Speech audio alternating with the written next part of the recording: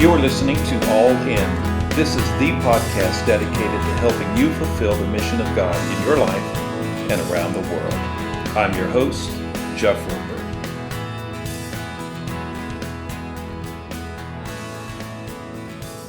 Hey everybody, welcome to this week's episode of All In. So glad that you've taken time out of your busy life to spend a few minutes with me as we explore fulfilling the mission of God in your life and around the world. This week I've got on the Skype line coming all the way from the beautiful island of Hawaii on Oahu. I've got Kiha, and I'm going to butcher the last name Kiha. I've known you for a few years now, but it's Pimental, right? Pimental, yes. Pimental, there we go. I've got to get the accent on the right, the emphasis on the right syllable, as it were.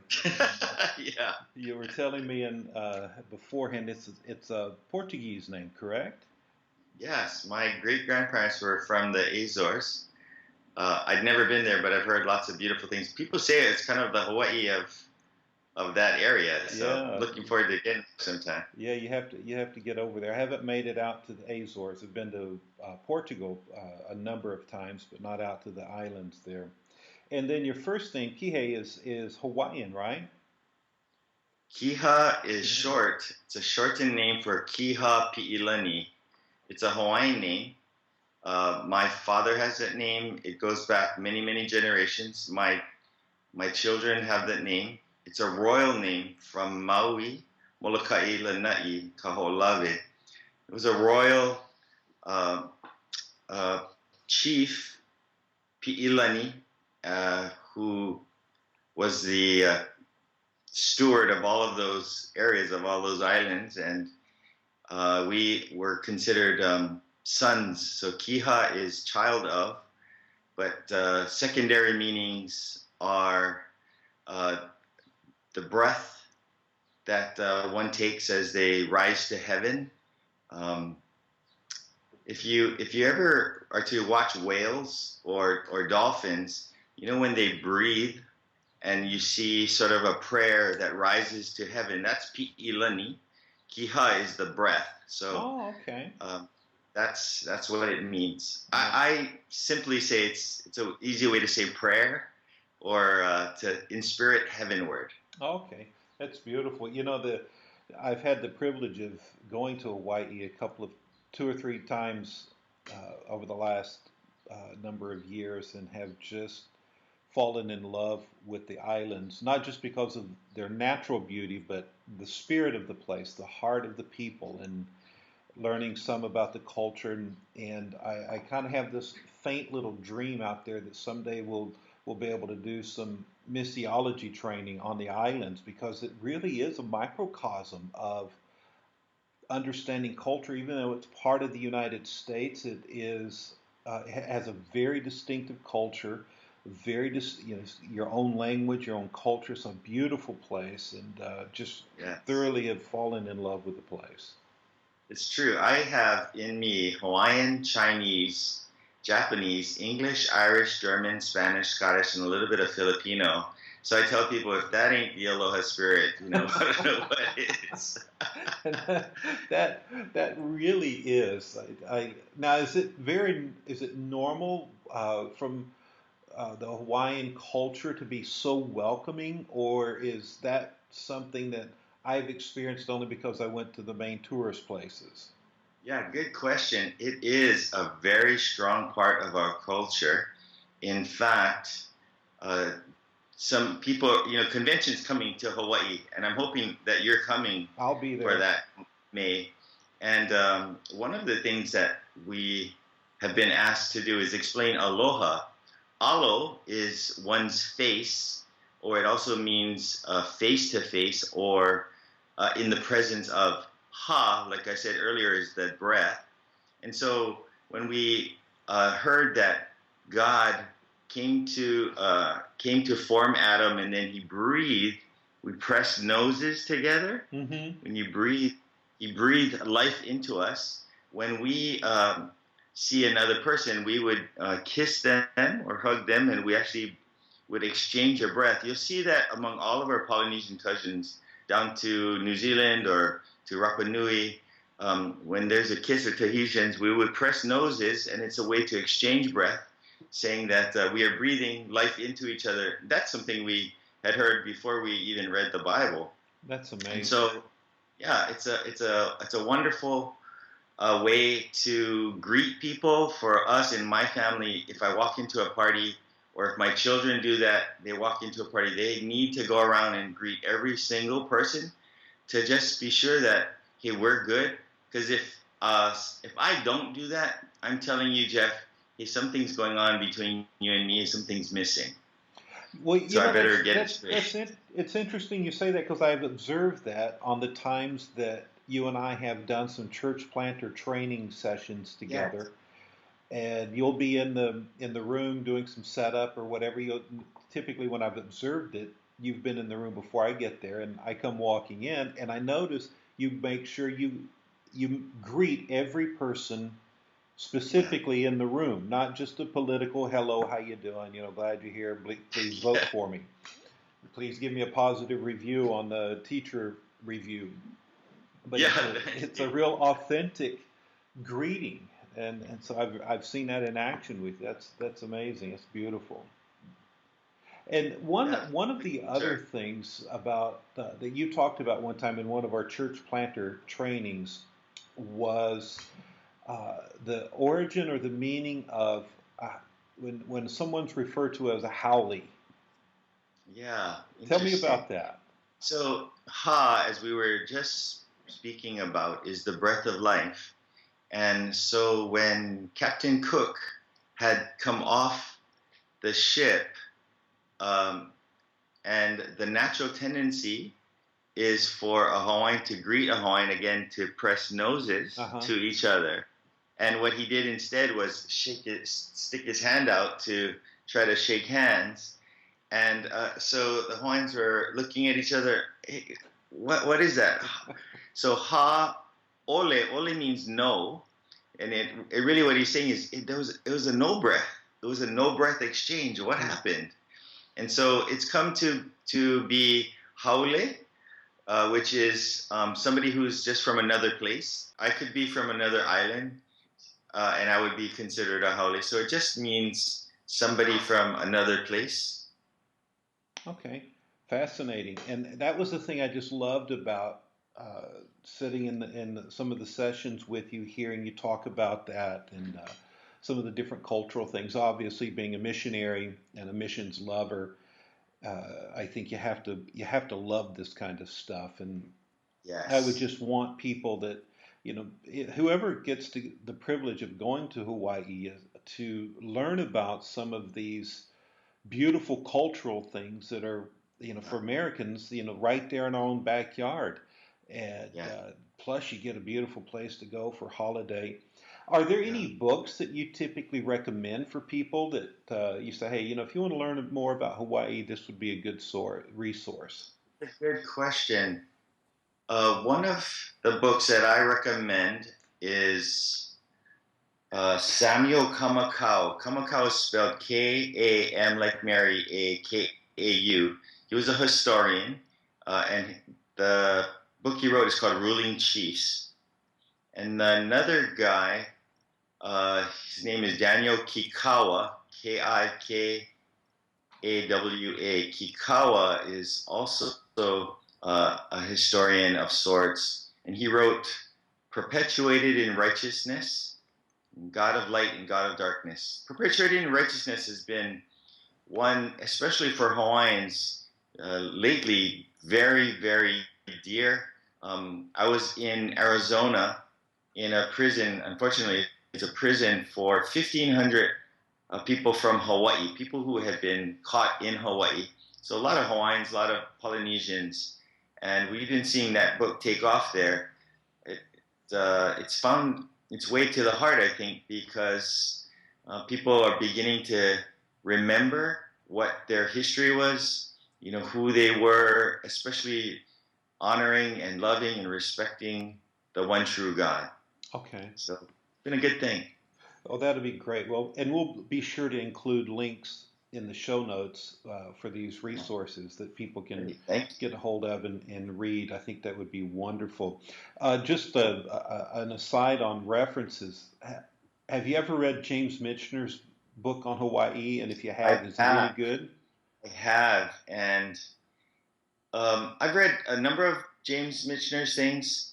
After I read Hawaii, there are some things that are really good about it. He does take us through a timeline, but it's fiction.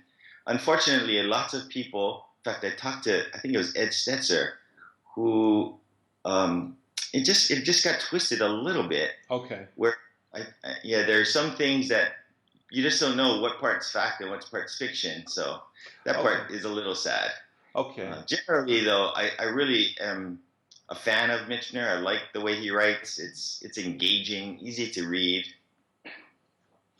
Yeah, and because I've thought about reading that because I do enjoy some of the historical fiction. Another Yeah. guy, Rutherford, who's done some stuff on London and Salisbury and Russia and a couple of other Yes. places, does some great historical fiction, and the historical stuff is great. Is in his writings were always right on, but and then it was just interspersed with a fictional story that helped tie it all together. But I was Yes. wondering about that. So, and now we'll get down to the meat of the interview, and let me give you a proper introduction.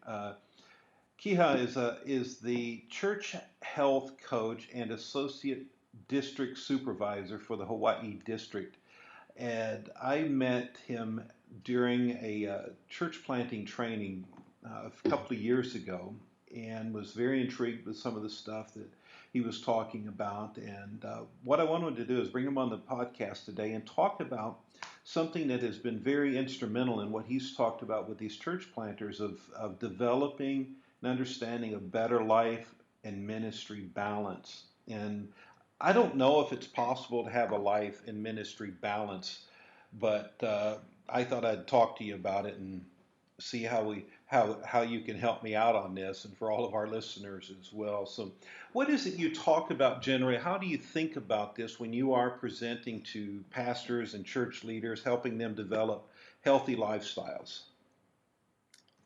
Wow, Jeff. I don't remember even talking about that with you. But I know when I am helping pastors here, sometimes young pastors, some pastors who have been in the ministry for a while, we have been encouraging self-care, people taking a Sabbath. There are so many of us who are pastors who will talk about the Sabbath, but not really care for ourselves that way. I know God has placed that in us, and I've been guilty myself, just running hard and always seeing more to do. But we're seeing and encouraging others that to the degree that I'm able to take care of myself, my marriage, my family, uh, to that degree, I'm able to serve the rest of the body.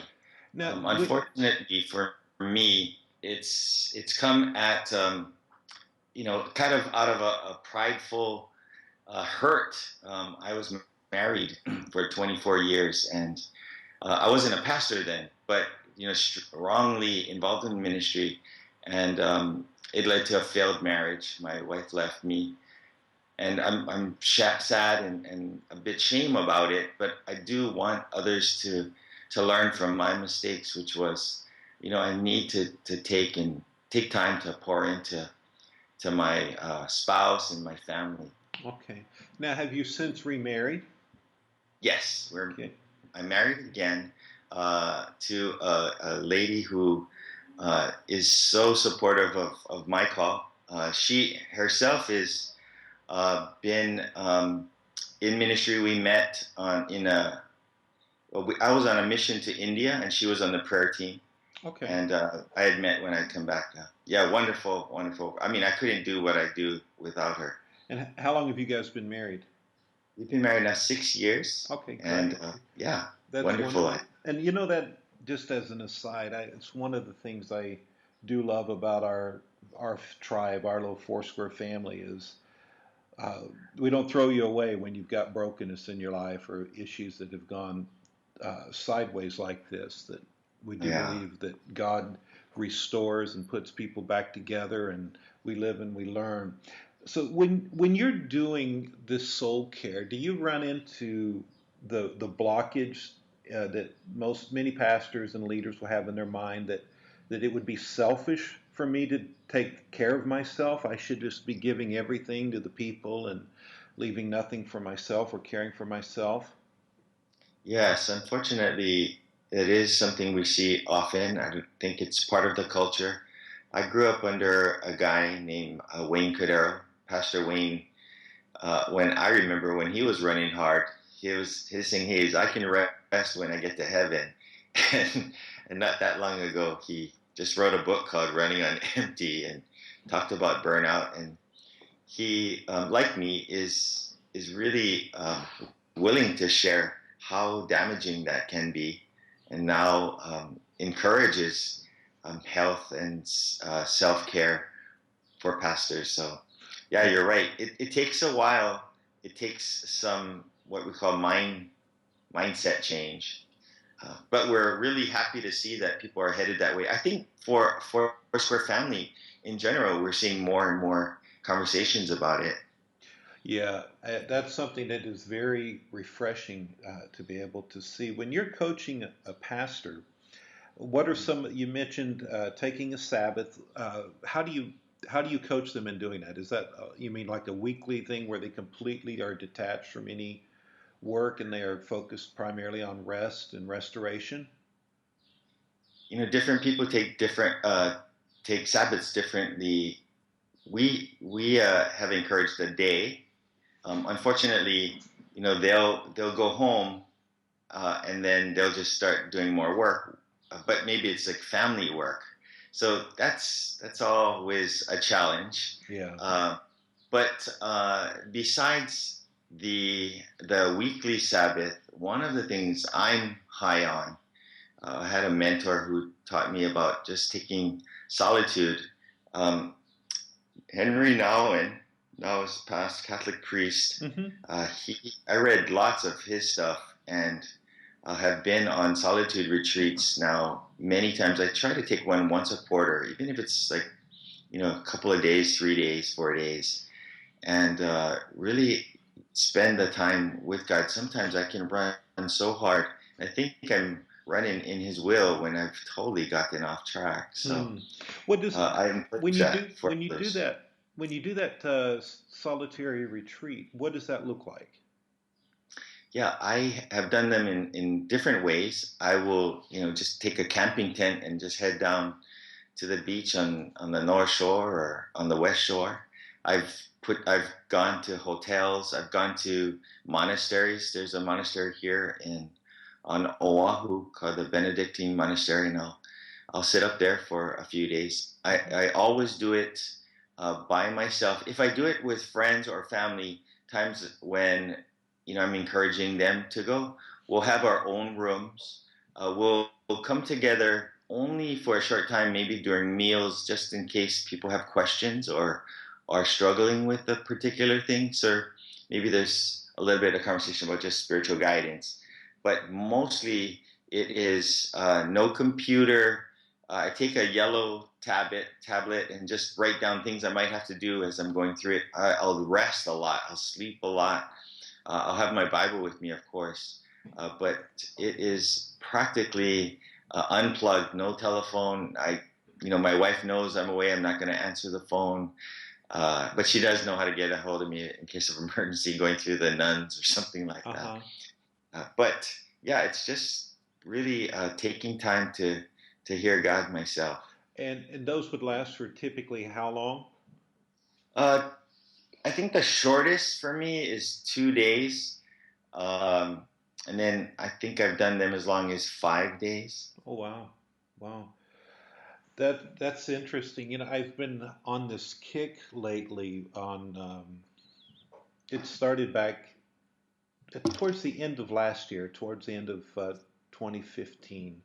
Just really felt the stirring to get back more and more into prayer, and started reading both some older books that had really formed my prayer life, and then that launched me into reading some some monastic authors. Yes. Matthew the Poor from the Coptic traditions in Egypt, uh, beloved Christian author there. And then I've been reading another monk from England, from the Orthodox Church, just on the these very issues of solitude, of prayer, and really learning. You know, prayer's not about getting God to hear you; it's more about getting us to hear God, and that's Yes. slowing down and Absolutely. saying, "Okay, God, I really need to, I really need to harness this monster called self and Yes. slow it down." What are some of the disciplines that you're doing that you're finding beneficial, both on these solitude retreats, and probably they've worked their way into your daily habits and rituals as well? What are you doing? Yeah. So every day is reading. I do a devotion. I do different types of devotions. I grew up uh, 20 years ago learning from Pastor Wayne about how to do a soap, Hmm. just a daily devotion, scripture, observation, application, prayer. And when I have been able to speak, most of my sermons have come from those soaps, just putting together uh, a message through what God's taught me. Um, let's see, you know, I do a lot of reading, other kinds of reading. I'm Hmm. always reading. It doesn't have to be only Christian books, Hmm. but yeah, Who are some of the authors that, off the top of your head, that have kind of had a profound impact on you or shaped you, or that maybe you find yourself recommending to other uh, pastors and leaders who are growing in these disciplines? well, Nouwen, as I mentioned, is somebody big for me. Yeah, he's I great. really love um, Townsend and Cloud's stuff. Okay.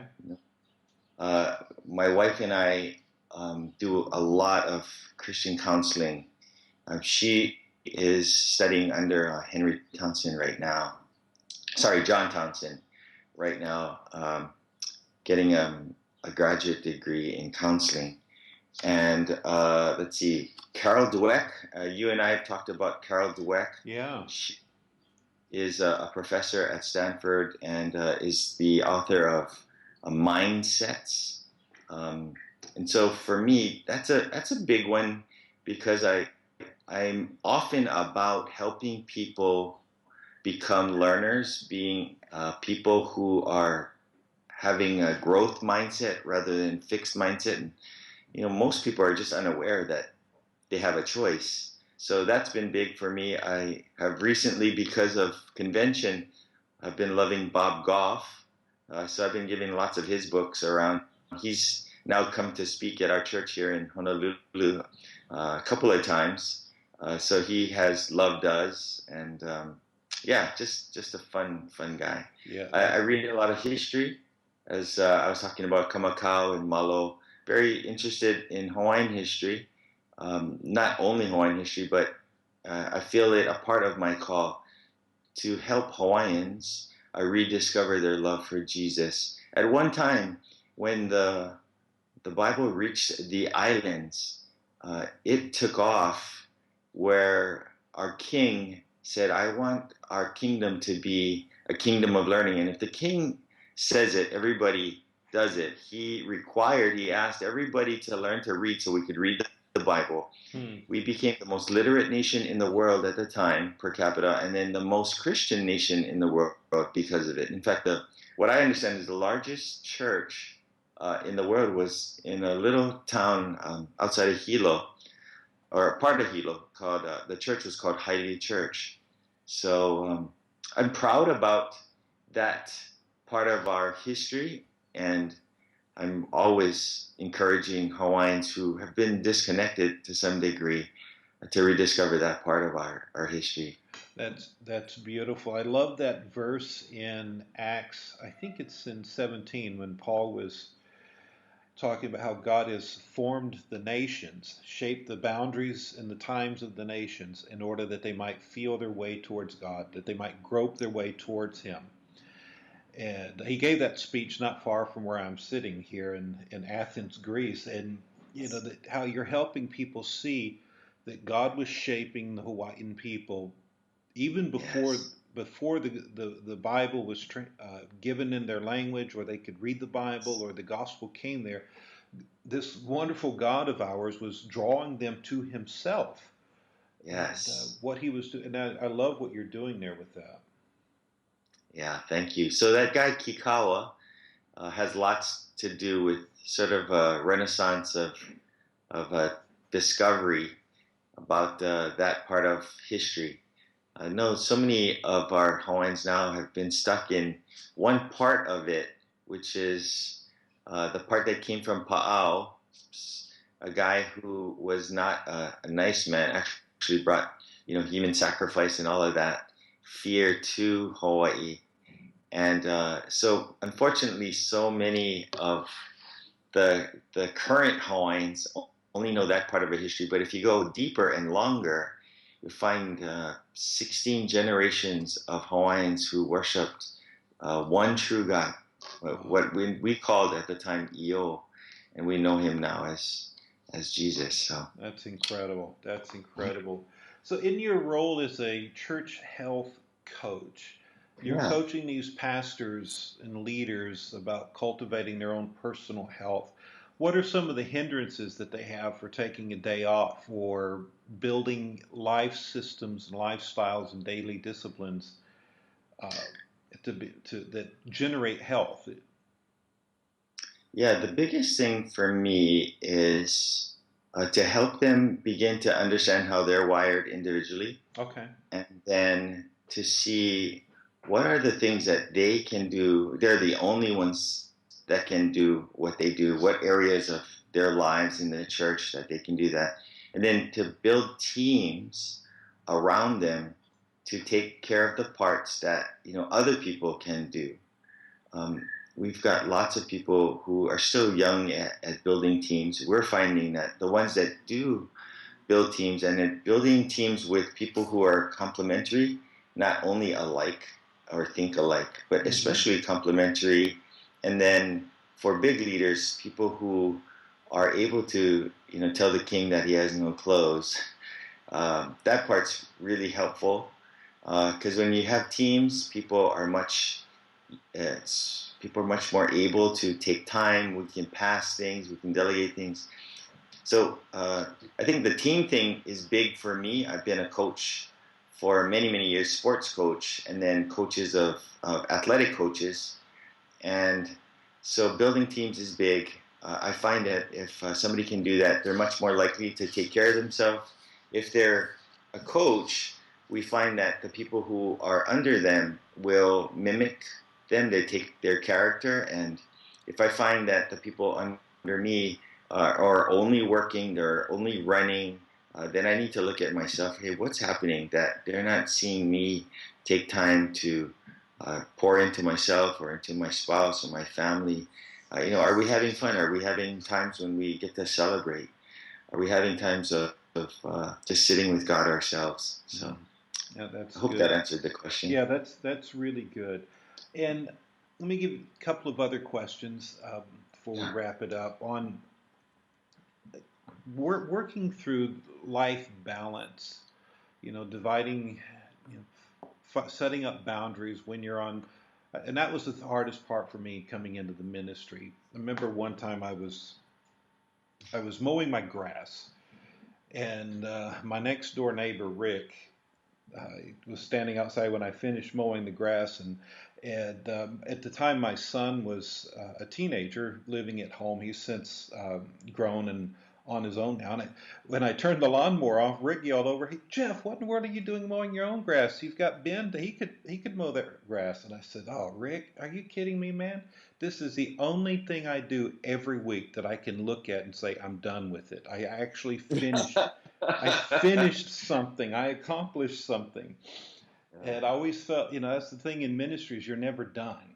And there's always more to do for people. And how do you help coach an emerging leader, a growing leader? Even, I mean, sometimes, I was at the time, I was probably in my 40s at that time, and early 40s, and still feeling that overwhelmed sense of it's never done. I don't know where the boundaries are at. How do you coach a guy like that?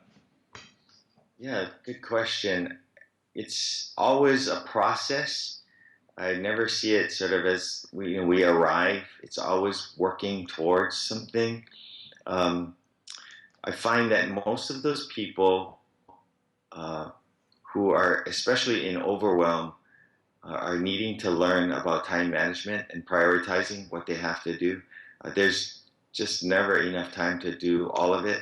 But I find that if you are prioritized and hitting kind of the biggest things, even when I go to sleep at night, I'm able to sleep. I can fall asleep. I'm not worrying about what I haven't yet done. Mm-hmm. So one of those things for uh, the the young leaders that we have is to help them manage time, to figure out a process by which they can prioritize.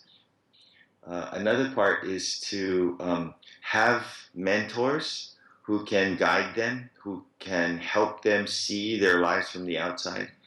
Personally, I have mentors myself, and then I have these other groups of men. I think I have three different groups, maybe five or six in each of those groups, where we are able to share the biggest and the ugliest things in our lives. And those guys are willing to tell me the truth. They're willing, even as hard as it is, to be a mirror to me. My wife knows that she can go to any one of those 16, 18 guys and say something's up, and they're willing to sit down with me. And what's helpful for me is, if it's just one person telling me, I might just kind of sidestep them. But when I have, six of them out of six telling me I'm a horse, I better go buy a saddle, as they say. That's good. That's good. Having people in your life to speak into it, that's wonderful. Hey, if looking back on your life, if I had a time machine, I ask this question of every guest. If I had a time machine and we could go back in time to your 25-year-old self, what advice would Yeah, you give yourself? that's good. You know, I would have wished, and I would encourage myself, to fall in love with the word now. Don't wait. Fall in love with the word now. It has the answers to everything right here, right in front of me.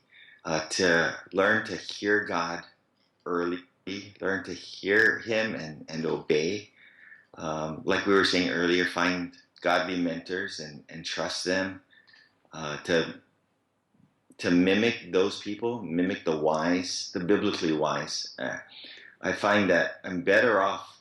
I'm listening to wise people, but I want people who are walking men and women of God. That's the ones that I want to follow. I say ask plenty of questions, be a learner at every turn. That anytime there's a setback, rather than judge myself, that I would just quickly look at, hey, what can I learn from this? Not to worry about money. Steward your time well, and then for us in Hawaii, just like I was telling you earlier, is I would encourage myself to be your name, be one who would pray and inspirit others toward heaven. That is really good. If people wanted to reach out and connect with you, maybe something you've said has really resonated with them, and they'd like to just reach out and touch you in some way, what's the best way they can get in touch with you? Yeah, I would say come to Hawaii and visit me. I'll put you on a surfboard. That's one. I would say email is easiest. Pimental at foursquare.org. And then I also have a Facebook account, Kiha Pimental. And yeah, you can hit me up that way. I'm not on Facebook that often, but if you message me, I do check those maybe Okay. once a week or so. Okay, great. Great. Well, that probably helps keep your soul in good balance, limiting Yeah. limiting your waste book interactions. Yeah. I use it. I enjoy it to be able to communicate with partners and supporters and family and friends. But boy, you got to really, you know what I found out about a year and a half ago. Well, actually, it was just over maybe a year and 3 months ago. We were coming up to Christmas, and I thought, if I'm ever going to get any downtime during the Christmas holiday season, I've got to turn my email off on my phone and all of my Facebook, all of the notifications on my phone. And, that was total anxiety because, this day and age that we live in, we've got to be connected 24/7, and Yes. seems like it. And I thought, well, just for Christmas, the Christmas break, but between Christmas and New Year's, I'll shut it off. And I shut all of that stuff off, and I liked it so much I haven't turned it back on. And that's been 14 months now, 15 months.